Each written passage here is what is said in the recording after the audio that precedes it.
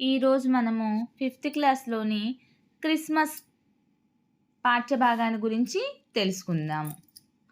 ప్రపంచవ్యాప్తంగా జరుపుకుంటున్న పండుగలలో క్రిస్మస్ పండుగ ఒకటి. ఈ పండుగ క్రైస్తవులకు అతిపెద్ద పండుగ. డిసెంబర్ 24న క్రిస్మస్ ఈవ్ గాను 25న క్రిస్మస్ గాను జరుపుకుంటారు. సాంప్రదాయ కథనాల ప్రకారం జీసస్ ఒక పశువుల శాలలో పశువుల మధ్య పుట్టాడని, జన్మించగానే ఆయన తల్లి మేరీమాత ఆయనను వస్త్రాలతో చుట్టి వారున్న ధర్మశాలలో ఖాళీ లేనందున పశువుల కొట్టంలోనే ఉంచవలసి వచ్చిందని బైబిల్ చెబుతోంది.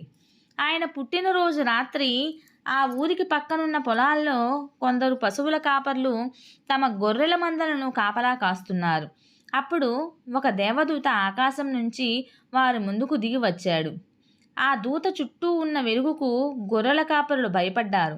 దేవదూత వాళ్ళతో, భయపడకండి, ఇదిగో మీకు ఒక సంతోషకరమైన శుభవార్త. ఇవాళ బెత్లెహేంలోని ఒక పశువుల పాకలో లోకరక్షకుడు పుట్టాడు. ఆయన అందరికీ ప్రభువు. ఒక పసికందు పొత్తిగుడ్డలో చుట్టబడి పశువుల శాలలో ఉన్నటువంటి దానా తొట్టెలో పడుకొని ఉంటాడు.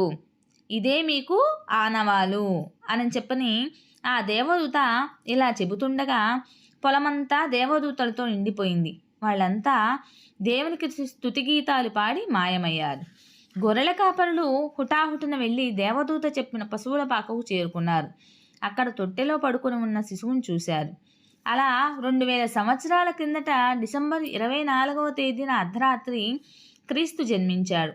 అందువల్ల ఆ మర్నాడు అంటే డిసెంబర్ 25వ తేదీన క్రిస్మస్ పండుగని జరుపుకుంటారు. ఈ పండుగకు క్రైస్తవులు తమ ఇళ్లను, చర్చీలను అలంకరిస్తారు. వెదురు బద్దలతో, రంగు కాగితాలతో ఒక పెద్ద నక్షత్రాన్ని తయారు చేసి ఇంటి కప్పు మీద ఎత్తులో పెడతారు. రాత్రివేళ దీపాలంకరణతో ఇళ్ళు, చర్చీలు అందంగా ఉంటాయి. ప్రతి ఇంట్లోనూ ఒక క్రిస్మస్ చెట్టును ఏర్పాటు చేస్తారు. ఇది ఈ పండుగ యొక్క ప్రత్యేకత. ఈ చెట్టును రంగురంగుల కాగితాలతోనూ, కాగితపు నక్షత్రాలతోనూ, చిరు గంటలతోనూ, చిన్న చిన్న గాజు గోళీలతోనూ అలంకరిస్తారు. క్రిస్మస్ రోజున బంధువుల ఇళ్లకు, మిత్రుల ఇళ్లకు వెళ్ళి ప్రేమాభిమానాలతో క్రిస్మస్ శుభాకాంక్షలను చెబుతారు.